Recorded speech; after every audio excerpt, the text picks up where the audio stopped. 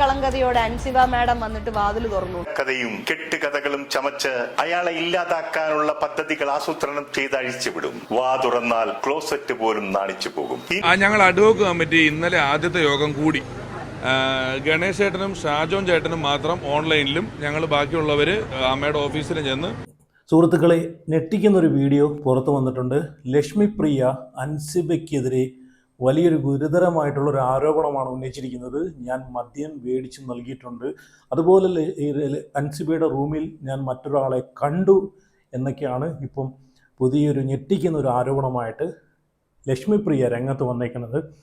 ഇനി എന്ത് പറഞ്ഞിട്ടും കാര്യമില്ല. ഇതൊക്കെ തേച്ച് മാച്ച് കളയാൻ വേണ്ടിയിട്ട് പുതിയ പുതിയ വിഷയത്തിൽ നിന്ന് മാറിപ്പോകാൻ വേണ്ടിയിട്ട് പുതിയ ഓരോ സംഭവങ്ങൾ കൊണ്ടുവരുന്നതായിട്ടാണ് എനിക്ക് തോന്നുന്നത്. അപ്പോൾ ആദ്യം തന്നെ പറയട്ടെ, അൻസിബ ഹസനാണ് ശരി.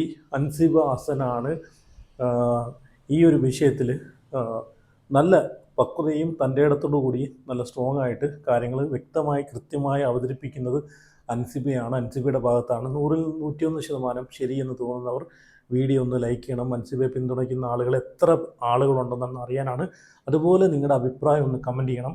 അതുപോലെ ചാനൽ ആദ്യമായിട്ട് കാണുന്നവരെങ്കിൽ ചാനലും കൂടെ സബ്സ്ക്രൈബ് ചെയ്ത് ഫോളോ ചെയ്ത് വെക്കണം. ഞെട്ടിക്കുന്ന ഒരു വീഡിയോ ആണ് ഇപ്പം ഇൻസ്റ്റഗ്രാമിലൂടെ ഇങ്ങനെ ഓടിക്കളിച്ചുകൊണ്ടിരിക്കുന്നത്.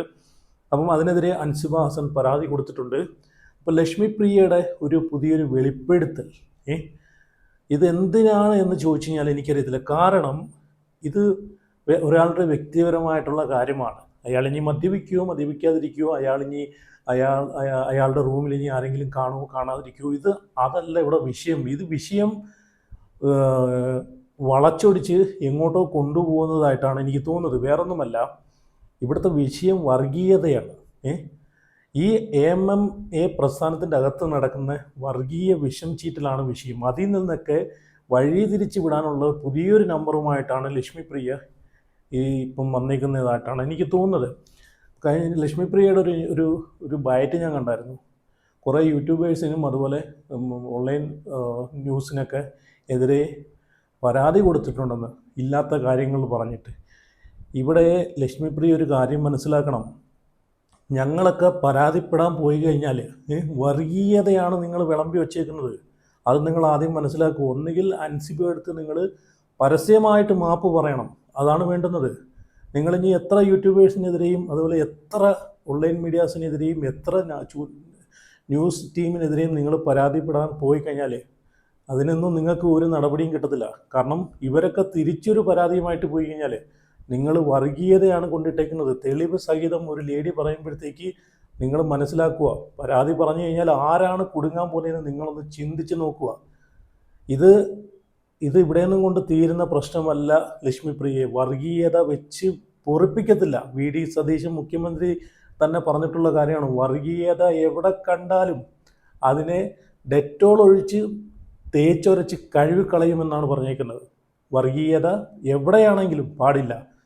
ഓക്കെ, ഇവിടെ ഞെട്ടിക്കുന്നൊരു വീഡിയോ ഞാൻ വെച്ച് തരാം. അതിനുശേഷം കുറച്ച് കാര്യങ്ങളൊക്കെ, കുറച്ച് ക്ലിപ്പുകളൊക്കെ ഈ ഒരു AMMAയിൽ നടക്കുന്ന ഈ ഒരു വിഷയവുമായിട്ട് ബന്ധപ്പെട്ട് കുറച്ച് ക്ലിപ്പുകളൊക്കെ, വീഡിയോ ക്ലിപ്പുകളൊക്കെ ഞാൻ വെച്ച് തരാം. അതുകൊണ്ട് ആരും വീഡിയോ സ്കിപ്പ് ചെയ്യല്. എല്ലാവരും നിങ്ങളുടെ അഭിപ്രായം കമൻറ്റ് ചെയ്യണം. കാരണം വർഗീയത എവിടെയും നമ്മൾ വെച്ച് കൊടുക്കത്തില്ല. വർഗീയതയ്ക്കെതിരെ ശക്തമായിട്ട് നമ്മൾ പോരാടും. നമുക്കറിയാം ശശികല ടീച്ചറിൻ്റെ അവസ്ഥ നമുക്കറിയാമല്ലോ. എവിടെയും മുസ്ലിങ്ങൾക്കെതിരെ വർഗീയ വിഷം തുപ്പി ചീറ്റി തെറിപ്പിക്കുന്ന ഒരു വ്യക്തിയാണ് ശശികല. ആ ശശികലയെ പോലെ ഒരുപാട് ശശികല നമുക്ക് ചുറ്റുമുണ്ട്. അതുപോലൊരു വിഷയമാണ് ഇവിടെ. അപ്പോൾ എന്തായാലും ഇതൊന്നും വെച്ചുറപ്പിക്കാൻ പറ്റുന്ന കേസല്ല. ഇനി സിനിമാ മേഖലയാണെങ്കിലും അതിന് ഏത് മേഖലയാണെങ്കിലും വർഗീയത കൊണ്ടിടുന്ന ആരാണോ അവർക്കെതിരെ ശക്തമായിട്ട് പോരാടും.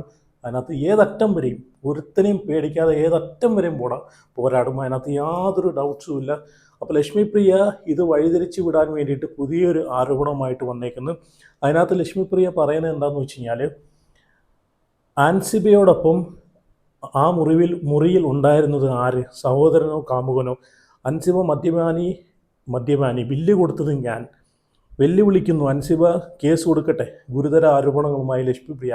ഇപ്പം ലക്ഷ്മി പ്രിയ വെല്ലുവിളിക്കുന്നത് എന്താണെന്ന് വെച്ച് കഴിഞ്ഞാൽ, അൻസിബയുടെ കൂടെ മുറിയിൽ കോമഡി ഉത്സവത്തിൻ്റെ പ്രൊഡ്യൂസറായിട്ടുള്ള ആ വ്യക്തി ഉണ്ടായിരുന്നോ ഇല്ലയോ എന്ന് അൻസിബ എടുത്ത് വെല്ലുവിളിക്കുന്നു. അതൊക്കെ പുള്ളിക്കാരിയുടെ പേഴ്സണലായിട്ടുള്ള കാര്യം. വെല്ലുവിളിച്ചുകൊണ്ട് എന്താണ് ഇവിടെ സംഭവിക്കുക? പുള്ളിക്കാരിക്ക് ഇഷ്ടമുള്ള ആളുകളൂടെ പോട്ടെ, പുള്ളിക്കാരി പോകുന്നതിൽ എന്താണ് കുഴപ്പം? പുള്ളിക്കാരിക്ക് ഇഷ്ടമുള്ള ആഹാരം കഴിക്കുന്നതിൽ, പുള്ളിക്കാരി മദ്യപിക്കുന്നുണ്ടെങ്കിൽ അതൊക്കെ പേഴ്സണൽ, വ്യക്തിപരമായിട്ട്. ഇതും നിങ്ങൾ കൊണ്ടിട്ട വർഗീയതയും തമ്മിൽ എന്താണ് അത് തുല്യമെന്നാണ് ഞാൻ ചോദിക്കുന്നത്. അതും ഈ കേസും ആ കേസ് വേറെ, ഈ കേസ് വേറെ. ഓക്കെ, നിങ്ങൾക്ക് എന്തെങ്കിലും ആരോപണമുണ്ടെങ്കിൽ നിങ്ങൾ പറഞ്ഞോ. അത് അൻസിബ അതിന് തെളിയിക്കേണ്ടത് അൻസിബയുടെ കടമയാണ്, അത് അൻസിബയുടെ ഉത്തരവാദിത്വമാണ്. ഇനി തെളിയിച്ചില്ലെങ്കിലും തെളിയിച്ചാലും അൻസിബയ്ക്ക് എന്താണ്? അതൊക്കെ അൻസിബയുടെ വ്യക്തിപരമായിട്ടുള്ള കാര്യമാണ്. എന്തായാലും അത് ഞാൻ ആ ലക്ഷ്മിപ്രിയ പറയുന്ന ആ ഒരു ക്ലിപ്പ് ഞാൻ ഇവിടെ ഒന്ന് വെച്ച് തരാം, നിങ്ങളൊന്ന് കണ്ടു നോക്കേ. അൻസിബ ഹസന് ഞാൻ മദ്യം വാങ്ങി കൊടുത്തിട്ടുണ്ട്. രാത്രി 2 മണി വരെ ഞങ്ങൾ വർത്താനം പറഞ്ഞ് അവിടെ ഇരിക്കുകയും ചെയ്തു. ഞാനും അൻസിബയും കൂടെ വർത്താനം പറഞ്ഞിരുന്നു. അത് കഴിഞ്ഞ് 3 മണിയായപ്പോൾ ഞാൻ എൻ്റെ റൂമിൽ പോയി കുളിച്ച് ഫ്രഷായി എൻ്റെ പെട്ടിയൊക്കെ എടുത്ത് പോകുമ്പോൾ താഴെ ഞാൻ വണ്ടി കയറാൻ നേരത്ത് ഒരാളിനെ ഞാൻ കണ്ടു. ബെല്ലടിക്കുന്നു, അൻസിബയെ വിളിക്കുന്നു, അൻസിബ ഫോൺ എടുക്കുന്നില്ല, ബെല്ലടിച്ചിട്ടൊന്നും തുറക്കുന്നില്ല. 4 മണിക്ക് റൂമിൽ ആള് വന്നിരിക്കുന്നതാണ്, തുറന്നിട്ടില്ല. അപ്പൊ ജനിച്ചു വന്ന കുഞ്ഞിന്റെ നിഷ്കളങ്കതയോടെ അൻസിബ മാഡം വന്നിട്ട് വാതിൽ തുറന്നു. ഇങ്ങനെ നോക്കുമ്പോഴത്തേന് ഈ പുള്ളി കട്ടിലയിൽ ഇരിക്കുക, ഈ മനുഷ്യൻ കട്ടിലയിൽ ഇരിക്കുന്നു, എഴുന്നേറ്റിരിക്കുന്നു. അപ്പൊ ഇതാരാണെന്ന് ചോദിച്ചു. അയ്യോ, ഇതെന്റെ ബ്രദർ ആണ് എന്ന് പറഞ്ഞു. ആങ്ങളെ എങ്ങനെയാണ് മുഖം മറച്ചൊരു പെങ്ങളുടെ റൂമിൽ വരുന്നത്? മാത്രമല്ല, ഇത്രയും വലിയൊരു പെങ്ങളുടെ കൂടെ ആങ്ങളെ താമസിക്കില്ലല്ലോ. ബ്രദറിന്റെ ആധാർ കാർഡ് തരാൻ പറഞ്ഞു. ആധാർ കാർഡ് ചോദിച്ചപ്പോൾ പറഞ്ഞു അവർ 7 സ്റ്റാർ ഹോട്ടലിൽ ഇവരെ താമസിക്കുന്ന ആൾക്കാരാണ്, ആധാർ കാർഡ് ഒന്നും തരാനായിട്ട് പറ്റത്തില്ല. മിഥിലാജ് എന്ന് പറയുന്ന വ്യക്തിയാണ്, അതും ഈ മിഥിലാജാണ്. ഈ സ്റ്റേഷനിൽ വന്ന അതേ മിഥിലാജ് എന്ന് പറയുന്ന, ഞാൻ പറഞ്ഞുതരാം, മുൻപ് കോമഡി ഉത്സവം എന്ന് പറയുന്ന ഒരു പ്രോഗ്രാം ഉണ്ടായിരുന്നു. അതിന്റെ പ്രോഗ്രാം പ്രൊഡ്യൂസർ ആയിരുന്ന താടി മുടിയൊക്കെ ഉള്ള മിഥിലാജ് എന്ന് പറയുന്ന വ്യക്തിയാണ്. ഇങ്ങനെ ഒരു കാര്യം നടന്നിട്ടില്ല എന്ന് അൻസിബ തെളിയിക്കണം. മിഥിലാജ് അൻസിബയുടെ റൂമിൽ വന്നിട്ടില്ല എന്ന് അൻസിബ തെളിയിക്കണം. അൻസിബയുടെ കൂടെ കണ്ട വ്യക്തി കോമഡി ഉത്സവത്തിന്റെ പ്രൊഡ്യൂസർ മിഥുൻലാൽ ആണെന്നാണ് ഇവിടെ ലക്ഷ്മിപ്രിയ പറയുന്നത്. അതിനെന്താണ് ഇപ്പം വിഷയം? അതിനെന്താണ് ഇപ്പം വിഷയം? ആരാണെങ്കിലും എന്താണ്? അത് അൻസിബയുടെ വ്യക്തിപരമായിട്ടുള്ള കാര്യമല്ലേ? പിന്നെ അൻസിബയ്ക്ക് മദ്യം മേടിച്ചു കൊടുത്തെന്ന് പറയുന്നുണ്ട്. നിങ്ങളൊരു കുലസ്ത്രീയാണെന്ന് നിങ്ങൾ തന്നെയല്ലേ ബിഗ് ബോസിനകത്ത് പോയി പറഞ്ഞേ? കുലസ്ത്രീ എന്ന് പരാതി പറഞ്ഞതിന് ലാലേട്ടനോട് പറഞ്ഞപ്പോൾ ലാലേട്ടൻ എന്താണ് പറഞ്ഞത്? കുലസ്ത്രീ എന്നൊരു നല്ലൊരു വാക്കല്ലേ? കുലസ്ത്രീ എന്നാൽ എന്താണ്? കുലസ്ത്രീ എന്നാൽ എന്താണെന്ന് എല്ലാവർക്കും അറിയാവുന്ന കേസാണ്. അപ്പം അങ്ങനെ കുലസ്ത്രീ ആയിട്ടുള്ളൊരു നിങ്ങൾ അൻസിബയ്ക്ക് എന്തിനും മദ്യം മേടിച്ചു കൊടുത്തു? മദ്യപിക്കാത്ത ഒരാൾ എന്തായാലും മദ്യപിക്കുന്ന ഒരാൾക്ക് മദ്യം മേടിച്ചു കൊടുക്കത്തില്ല. അത് ലോജിക്കുള്ള ആളുകൾക്ക് ചിന്തിക്കാനേ ഉള്ളൂ. അപ്പം എന്തായാലും ഈ ഒരു കേസ് വർഗീയത എന്നൊരു വിഷയം വഴിമാറ്റി വിടാനുള്ള പരിപാടിയുമായിട്ടാണ് ഇവിടെ വന്നേക്കുന്നത്. ഓക്കെ, ഇനി ഞാനിവിടെ 1-2 കമൻറ്റുകൾ ഓടിച്ചൊന്നിട്ട് വായിക്കാം. ഈ വീഡിയോയുടെ അടിയിൽ തന്നെ വന്ന കമൻറ്റുകളാണ്. റജീബ് റഷീദ് എന്ന് പറഞ്ഞ വ്യക്തികൾ, നിയമമനുസരിച്ച് പരസ്പര സമ്മതത്തോടെ ലൈംഗിക ബന്ധത്തിൽ പ്രായപൂർത്തിയായവർ ഏർപ്പെടുന്നതും മദ്യപിക്കുന്നതും കുറ്റകരമല്ല. അതൊക്കെ തികച്ചും ഒരു വ്യക്തിയുടെ സ്വകാര്യതയാണ്. അമ്മയുടെ സംഘടനാ തലത്തിൽ അൻസിബ ഉന്നയിച്ച ആരോപണങ്ങളിൽ എന്തെങ്കിലും മറുപടി ഉണ്ടെങ്കിൽ പറയുക, നിയമ നടപടികൾ സ്വീകരിക്കുക. അൻസിബ ഉപ്പുമാങ്ങയിൽ പൂപ്പൽ എന്ന് പറയുമ്പോൾ അപ്പു മാമ്മയുടെ തുപ്പൽ എന്ന മറുപടി കൊടുക്കരുത്. ശരിയല്ലേ? ഇത് അൻസിബയെ എങ്ങനെയെങ്കിലും മാനസികമായിട്ട് തകർത്ത് തരിപ്പണമാക്കി വായടപ്പിച്ചിരിക്കണം. അതാണ് വേണ്ടുന്നത്. എന്തായാലും ഇതിനെതിരെ അൻസിബ പരാതി കൊടുത്തിട്ടുണ്ട്.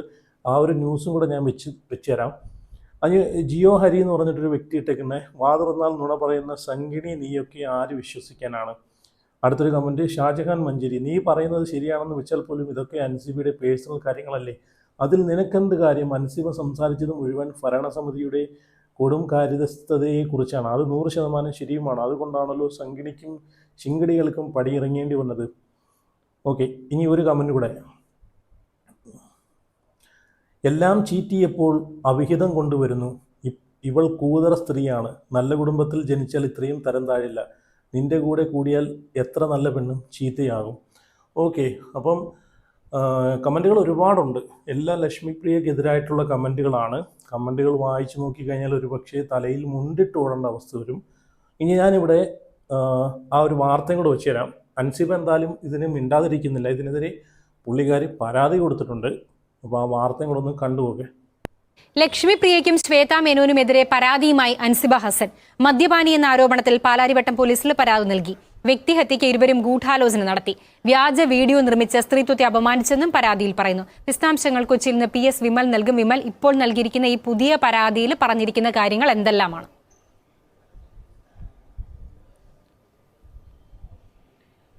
പാർവതി, ഒരു ഓൺലൈൻ ചാനലിന് നൽകിയ അഭിമുഖത്തിലാണ് ഗുരുതരമായ ആരോപണങ്ങൾ ലക്ഷ്മിപ്രിയ ഉന്നയിച്ചത്. അൻസിബയ്ക്ക് താൻ മദ്യം വാങ്ങി നൽകിയിട്ടുണ്ടെന്നായിരുന്നു ഈ വീഡിയോയിൽ ലക്ഷ്മിപ്രിയ പറയുന്നത്. അതോടൊപ്പം തന്നെ അൻസിബയുടെ മുറിയിലേക്ക് ഒരു പുരുഷനെത്തി. അത് ആങ്ങളെയാണെന്നാണ് അൻസിബ പറഞ്ഞത്. പക്ഷേ ഒരു ആങ്ങളെ എന്തിനാണ് മുഖം മറച്ച് റൂമിലേക്ക് വരുന്നത്? ഒരു ചാനൽ പരിപാടിയുടെ പ്രൊഡ്യൂസറാണ് ഇത്തരത്തിൽ മുറിയിലേക്ക് എത്തിയത്. ഇയാൾ എത്തിയിട്ടില്ല എന്ന് അൻസിബ തെളിയിക്കണം എന്നാണ് ഈ വീഡിയോയിൽ ഉണ്ടായിരുന്നത്. എന്നാൽ ഇത് തന്നെ മനഃപൂർവ്വം കരിവാരിത്തേക്കാനും സമൂഹ മധ്യത്തിൽ അപമാനിക്കാനും വേണ്ടി പറയുന്ന കാര്യങ്ങളാണ്, അല്ലെങ്കിൽ വ്യാജമായി പറയുന്ന കാര്യങ്ങളാണെന്നാണ് അൻസിബ ആരോപിക്കുന്നത്. തന്റെ സ്ത്രീത്വത്തെ അപമാനിക്കുന്നതിന് വേണ്ടിയാണ് ഇത്തരമൊരു പരാമർശങ്ങൾ നടത്തിയിട്ടുള്ളത്. അഭിനേതാക്കൾ സംഘടനയായ അമ്മയുടെ മുൻ പ്രസിഡന്റ് ശ്വേതാ മേനോനുമായി ചേർന്നാണ് ലക്ഷ്മിപ്രിയ ഇത്തരത്തിലുള്ള ആരോപണങ്ങൾ നടത്തുന്നത്. ഇത്തരം ആരോപണങ്ങൾ തന്റെ അന്തസ്സിനെയും മര്യാദയെയും പൊതുസമൂഹത്തിൽ തകർക്കുകയാണ് ചെയ്യുന്നത്. ഒരു സുഹൃത്ത് വഴിയാണ് താൻ ഈ വീഡിയോ കണ്ടത്. അതുകൊണ്ട് തന്നെ ഈ വ്യാജ ആരോപണങ്ങളിൽ കേസെടുത്ത് അല്ലെങ്കിൽ നടപടിയെടുത്ത് അന്വേഷണം നടത്തണമെന്നാണ് ഇപ്പോൾ അൻസിബ ആവശ്യപ്പെട്ടിട്ടുള്ളത്. കൊച്ചി പാലാരിവട്ടം പോലീസിലാണ് അൻസിബ ഇത്തരമൊരു പരാതി നൽകിയിട്ടുള്ളത്. തനിക്കെതിരെ ബോധപൂർവമായ ഗൂഢാലോചന നടക്കുന്നു, അതിന് പിന്നിൽ ലക്ഷ്മിപ്രിയയും ശ്വേതാമേനോനുമാണെന്നും അൻസിബ ആരോപിച്ചിട്ടുണ്ട്.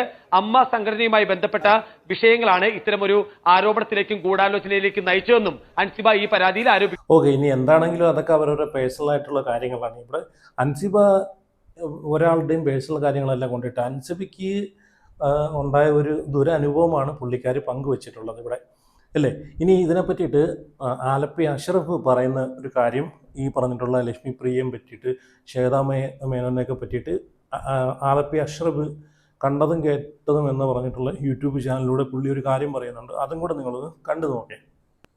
വിശകലനം ചെയ്യാം. അമ്മയെന്ന പരിശുദ്ധമായ പാലിൽ ഒരു തുള്ളി വിഷം വീണതാണ് ഇതിനെല്ലാം കാരണം. വേണ്ടിടത്തും വേണ്ടാത്തിടത്തും കയറി യാതൊരു വിവരവുമില്ലാതെ വാചക കസർത്ത് നടത്തുന്ന, കഴുത്തിന് ചുറ്റും നാവുള്ള നടിയെന്ന് സ്വയം അവകാശപ്പെടുന്ന ഒരമ്മ സ്ത്രീ സംഘടനയിൽ കടന്നുകൂടിയതാണ് ഈ ഭരണസമിതിയുടെ സർവനാശത്തിന് വഴിവെച്ചത്. ഒരു നടിയെന്ന് വിശേഷിപ്പിക്കത്തക്ക രീതിയിൽ മലയാള സിനിമയിൽ യാതൊരു അടയാളപ്പെടുത്തലുകളും അവർ നടത്തിയിട്ടില്ല. വർഷങ്ങളായി സിനിമയിലൊന്നും മുഖം കാണിക്കാൻ കൂടി കഴിഞ്ഞിട്ടില്ല.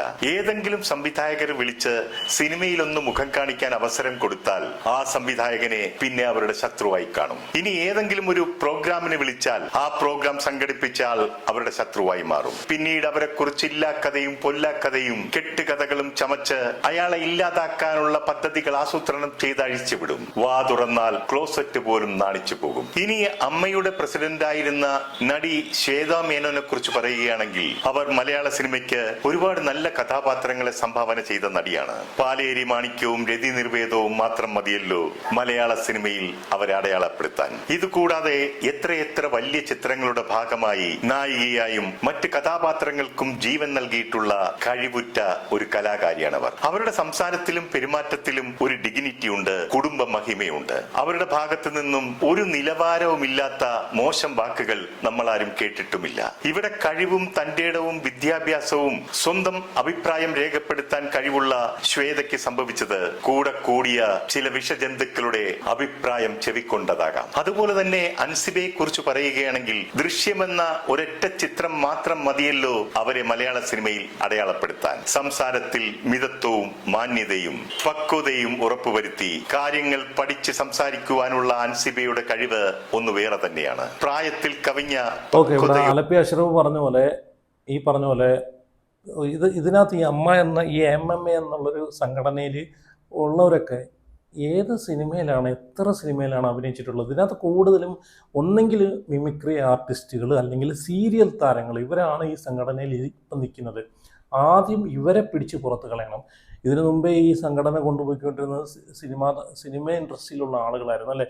ഇന്നസെൻ്റ്, ഇടവേള ബാബു, മണിയമ്പിള്ള രാജു, അങ്ങനെ ഒരുപാട് നല്ല നല്ല സിനിമ സീനിയറായിട്ടുള്ള വ്യക്തികളൊക്കെ ഇരുന്ന സമയത്ത് നല്ല രീതിയിൽ പോയിക്കൊണ്ടിരുന്ന ഒരു സംഘടനയാണ്. ഈ സീരിയൽ ആർട്ടിസ്റ്റുകളെയും സിനിമയില്ലാത്ത, ഇപ്പോൾ ആലപ്പി അഷ്റഫ് പറഞ്ഞ പോലെ ഒരു സിനിമയിൽ പോലും അഭിനയിക്കാത്ത ആളുകൾ പോലും അങ്ങോട്ട് 2 ലക്ഷം രൂപ കൊടുത്ത് ഈ സംഘടനയിൽ കയറി പറ്റിയിട്ട് അതിൻ്റെ തലപ്പത്തെത്തി ഇതുപോലുള്ള കാര്യങ്ങൾ ചെയ്യുന്നതാണ് ഇപ്പം കാണിക്കുന്നത്. ശേഷം പിഷാരടി ഇതിനെ പറ്റിയിട്ട് കുറച്ച് കാര്യങ്ങളൊക്കെ പറയുന്നുണ്ട്. ഞാൻ നല്ല ആലോചിക്കുന്നത്, ഈ പിഷാരടിക്ക് പാലക്കാട്ടെ കാര്യം നോക്കിയാൽ പോരെ. സിനിമയുമായിട്ട് എനിക്ക് ഇനി 5 വർഷത്തേക്ക് ഒരു ബന്ധവുമില്ല, ഞാൻ അഭിനയിക്കത്തില്ല എന്ന് പറഞ്ഞിട്ട് എന്തിനാണ് ഈ വിഷയത്തെ തലയിട്ടിട്ട് നാറാൻ നിൽക്കുന്നത് പിഷാരടി? എനിക്കത് പിഷാരടിയോട് ചോദിക്കാനുള്ളതാണ്. നിങ്ങൾ MLA ആണ്, അവിടെ പോയി പാലക്കാട്ടിലെ ജനങ്ങളുടെ കാര്യം നിങ്ങൾ നോക്ക്.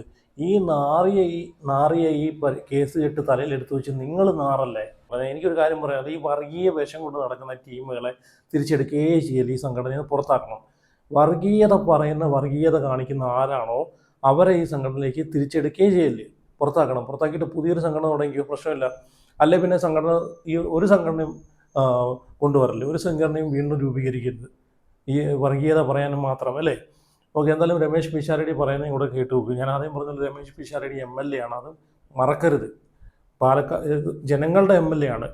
അത് മറന്നു കഴിഞ്ഞാൽ അടുത്ത വട്ടം UDF ഒരു വൻ തിരിച്ചടി തന്നെ രമേശ് പിഷാരടി എന്നൊരു വ്യക്തിയെ കാരണം UDF കിട്ടേണ്ടി വരും. അതുകൊണ്ടാണ് പറയുന്നത്, രമേശ് പിഷാരടി പാലക്കാട്ടെ കാര്യങ്ങൾ നോക്കി മുമ്പോട്ട് പോവുക. ഇതുപോലുള്ള വിഷയങ്ങളിൽ ചെന്ന് തലയിട്ട് ചീഞ്ഞളിയാൻ നിൽക്കാതെ ഇരിക്കുക. എന്തായാലും രമേശ് പിഷാരടി പറയുന്നത് കൂടെ നിങ്ങളൊന്ന് കണ്ടു നോക്കേ. എങ്ങനെ പരിഹരിക്കാമെന്നുള്ളതിനെ പറ്റിയുള്ള ചർച്ചകളും അതിനുള്ള ശ്രമങ്ങളും ഞങ്ങൾ നടത്തുന്നുണ്ട്. പുതിയൊരു സ്ഥിരം കമ്മിറ്റി വരുന്നതിന് മുമ്പുള്ള ഒരു താൽക്കാലിക സംവിധാനമാണ്. അതെ, സ്ഥിരം കമ്മിറ്റി അതിനുള്ള ഒരു ചർച്ചകളൊക്കെ ആരംഭിച്ചിട്ടുണ്ടോ? ഞങ്ങൾ അഡ്വോക്ക് കമ്മിറ്റി ഇന്നലെ ആദ്യത്തെ യോഗം കൂടി. ഗണേശ് ചേട്ടനും ഷാജോൻ ചേട്ടനും മാത്രം ഓൺലൈനിലും ഞങ്ങൾ ബാക്കിയുള്ളവർ അമ്മയുടെ ഓഫീസിൽ ചെന്ന് ഇന്നലെ ഞങ്ങളുടെ ആദ്യത്തെ യോഗം കൂടി. ആദ്യത്തെ യോഗത്തിൽ കുറച്ച് തീരുമാനങ്ങളൊക്കെ എടുത്തിട്ടുണ്ട്. അതിപ്പോൾ അങ്ങനെ നമ്മളൊരു പൊതുമാധ്യമത്തിൽ പറയേണ്ട അവസ്ഥയിലേക്ക് എത്തിയിട്ടില്ല. നമുക്ക് തെരഞ്ഞെടുപ്പ് പരമാവധി വേഗത്തിൽ നടത്തുക,